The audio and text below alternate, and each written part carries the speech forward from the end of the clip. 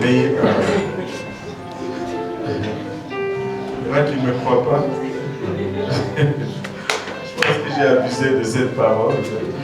Je vous avoue que j'essaye toujours. Quand je le dis, c'est toujours sincère. Mais puis après Dieu. Mais bon. Ésaïe 58, verset 3 à 5. Si vous l'avez trouvé, dites Amen.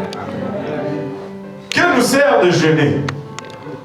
Vous êtes-vous déjà posé cette question? À quoi ça sert même de jeûner? Là, c'est Dieu qui vous la pose. Quelle nous sert de jeûner si tu ne le vois pas? Parce que des fois tu jeûnes, mais rien n'arrive. De mortifier notre âme si tu n'y as point égard. Voici le jour de votre jeûne. Vous vous livrez à vos penchants et vous traitez durement tous vos mercenaires.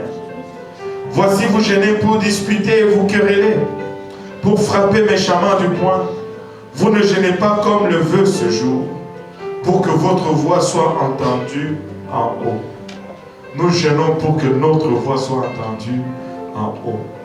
Et nous allons mortifier nos corps afin que Dieu porte attention à nous cette semaine.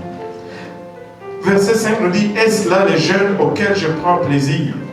Un jour où l'homme humilie son âme, courber la tête comme un jour un jonc et se coucher sur le sac et le cendre, plutôt et la cendre. Et cela, c'est que tu appelleras un jeûne, un jour agréable à l'Éternel. Nous sommes vraiment questionnés ici sur ce que nous faisons de ce que nous appelons comme jeûne.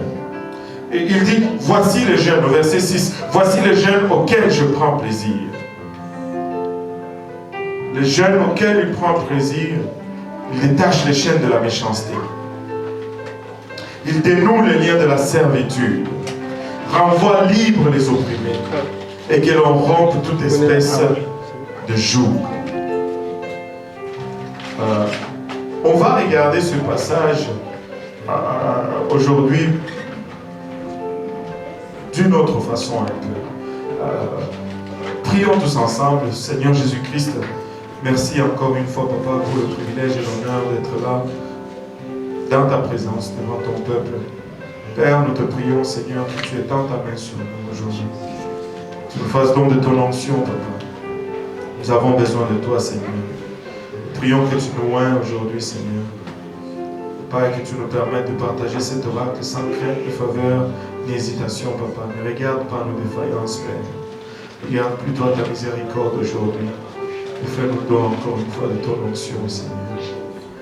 Papa, parle-nous, Seigneur Jésus-Christ.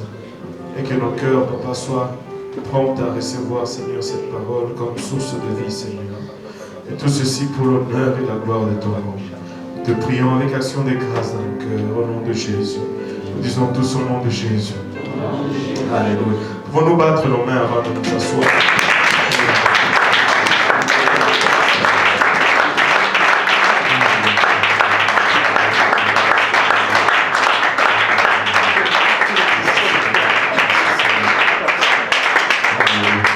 Vous asseoir dans la présence du Seigneur. Le livre d'Ésaïe au chapitre 58 nous parle du jeûne. Et ça nous parle du jeûne et ça nous dit comment jeûner. Je pense que c'est approprié en ce jour de début du mois de janvier, en ce jour où nous commençons à nous apprêter pour l'œuvre du Seigneur. Ce jour où nous préparons enfin l'année 2015, que nous puissions jeûner de la bonne façon. Parce que jeûner, ce n'est pas tout simplement ne pas manger.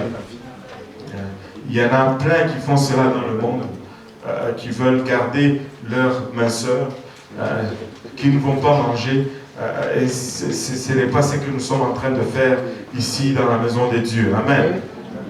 Et ce que nous sommes en train de faire a un but, a un propos. Et si nous le faisons de la bonne façon, et si nous l'accouplons avec plusieurs autres choses, nous allons avoir les résultats escomptés, les résultats annoncés dans la parole du Seigneur.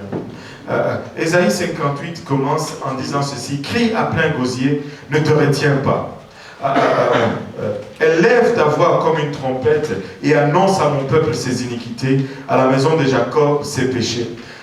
Ça, c'est un prophète de Dieu. Et ça, c'est l'œuvre du prophète. Retourner le peuple de Dieu dans sa voie. S'il y a un temps où nous devons crier la parole du Seigneur, s'il y a un temps où nous devons montrer à ce monde leur iniquité, c'est aujourd'hui. Nous ne sommes pas là pour prêcher des bons petits sermons qui nous font bien sentir. Nous sommes là pour prêcher et empêcher les gens d'aller en enfer afin qu'ils aillent au ciel. Et nous n'allons pas nous retenir par rapport à cela. Nous allons appeler le péché, péché. Nous allons appeler le mal, mal. Nous ne sommes pas là, nous ne sommes pas des prédicateurs de miracles. Quelqu'un disait à quelqu'un d'autre que sa croyance est différente. Que bon, l'évangile c'est bon, mais il veut aussi voir le miracle. Moi j'ai dit aveugle, parce que l'évangile c'est le plus grand miracle que tu auras dans toute ta vie. Amen. Si tu n'as pas le miracle de l'évangile, tout autre miracle est nul et n'a aucun sens en fait. Je ne veux pas un autre miracle si je n'ai pas encore le miracle de l'évangile. Parce que sinon tous les autres miracles ne me servent de rien. Au verset 2, le prophète dit: tous les jours ils me cherchent. Ils veulent connaître mes voies comme une nation qui aurait pratiqué la justice et n'aurait pas abandonné la loi de son Dieu. Ils me demandent des arrêts de justice. Ils désirent l'approche de Dieu. Et le peuple de Dieu cherche Dieu ici, mais il ne le cherche pas de la bonne façon. Il y a plusieurs religions aujourd'hui, plusieurs églises, plusieurs groupes, mais Dieu dit: ils me cherchent. Mais ils ne le trouvent pas, ils sont encore dans le péché. Et il dit comme une nation qui aurait pratiqué la justice. Parce que c'est une nation qui ne pratique pas la justice. Écoutez, nous ne pouvons pas faire toutes ces choses sans pratiquer la justice de Dieu. Nous ne pouvons pas demander des décrets et de lois alors que ce que nous avons, nous ne le pratiquons pas encore. Et le prophète est interpellé ici. Il interpelle ici, il dit: mais à quoi ça sert même de jeûner? Parce que le peuple de Dieu était arrivé à une place où ils allaient au temple, ils sacrifiaient des sacrifices, ils jeûnaient pour se faire voir. Quand ils jeûnaient, ils portaient le sac et ils circulaient dans les rues, marchant avec nonchalance, se couvrant des cendres, pour que les gens voient qu'ils ont jeûné. Pour que les gens reconnaissent leur jeûne. Et le prophète interpelle ici, il nous dit: quel nous sert de jeûner si tu ne le vois pas? Un tel jeûne, Dieu ne le regarde pas au fait. Le peuple est en train de jeûner, le peuple est en train de faire un service, mais ils le font mal, parce qu'il manque quelque chose. Et ce n'est pas ce que nous voulons faire pour cette semaine. Nous voulons le faire bien. Oui, même si nous décrétons une semaine de jeûne, tout le monde sait que tout le monde est en train de jeûner, on espère. Enfin. Nous n'avons pas à faire un show. Tout le monde sait que nous sommes en train de jeûner. Lave-toi le matin, brosse tes dents, utilise le scoop ou quelque chose comme ça, Listerine, peigne tes cheveux, bois de l'eau, mets, comment on dit, le baume pour les lèvres, pas du rouge à lèvres, mais la vaseline, et mets un sourire sur ton visage. Amen. Mets un sourire sur ton visage. Tu ne le fais pas avec misère. Oh, je j'aime. Comme si on t'a forcé. Si tu ne veux pas, tu peux ne pas jeûner. Amen. Mais si tu le fais, fais-le avec ton cœur. Afin que Dieu ait un regard favorable. Ne perds pas seulement le poids. Amen. Perd aussi les péchés, perd aussi les mauvaises attitudes, perd aussi les fardeaux. Il dit, que nous sert de jeûner si tu ne le vois pas, de mortifier notre âme, si tu n'y as point égard. Voici le jour de votre jeûne. Vous vous livrez à vos penchants. Quand on jeûne, on se retient de ce que notre chair aime. On ne se livre pas à ses penchants. Amen. Ce n'est pas seulement ne pas manger. Ce que j'aime, je le mets aussi de côté pour un temps. Amen. Et pendant que vous jeûnez, vous traitez quand même durement tous vos mercenaires. Oublions un peu les mercenaires parce que nous ne les avons plus. Même pendant le temps des jeûnes, il y a des sœurs qui se donnent des problèmes.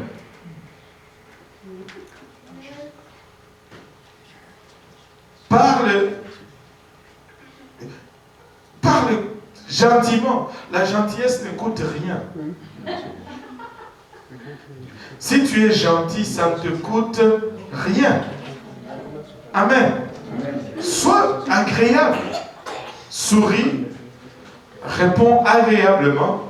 Ne t'irrite pas contre ton frère ou ta soeur. Sois agréable. Amen. Fais la paix. Là, on commence. Va faire la paix. Sinon, Dieu ne va pas prendre égard à ton jeûne. Tu vas perdre le poids, mais tu vas juste gagner des problèmes. Vous traitez durement vos mercenaires. Voici vous jeûnez pour disputer et vous quereller. Ça ne fait aucun sens. Vous jeûnez pour vous disputer et vous quereller. Moi, j'ai fait 3 jours de suite. Moi, j'ai fait 4 jours. Oh, moi, j'en ai fait 7 jours. Tu as vu comment j'ai perdu le poids? Non, moi, j'ai perdu plus de poids que toi. Non. Pour frapper méchamment du poing, même durant le temps de jeûne. Vous jeûnez pas comme le veut ces jours, pour que votre voix soit entendue en haut. Si nous ne le faisons pas de la bonne façon, Dieu ne va pas entendre notre voix. Est-ce là le jeûne auquel je prends plaisir, dit Dieu? Un jour où l'homme humilie son âme, courber la tête comme un jonc, et se coucher sur le sac et la cendre. Est-ce cela ce que tu appelleras un jeûne, un jour agréable à l'Éternel? Le jeûne, si tu lis ce passage, tout ce qu'il fait référence ici, c'est des choses extérieures. Tu marches, et là tu commences à marcher. Parce que je jeûne. Et tu portes des sacs, on ne met plus de sacs aujourd'hui. Un jour, quelqu'un avait envoyé à Pasteur, heureusement ce n'était pas à moi, Pasteur Graham, un morceau de sac. Il dit, le Seigneur lui a dit qu'il devait porter ça en dessous de sa chemise pour jeûner.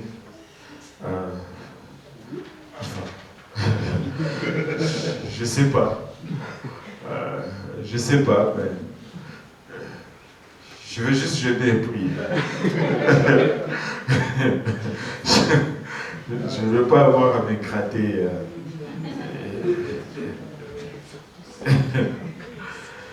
Un jour, au verset 6, il nous dit, voici les jeûnes auxquels je prends plaisir. Amen. Regarde ton voisin, dis-lui, porte attention. Détache les chaînes de la méchanceté. Regarde. Quand on regarde ce verset, oui, on peut le lire dans le sens que quand on jeûne, on vainc la méchanceté. On détache les liens de la méchanceté. Notre jeûne est puissant. Le méchant n'a pas d'effet sur nous lorsque nous jeûnons proprement. Amen. Mais il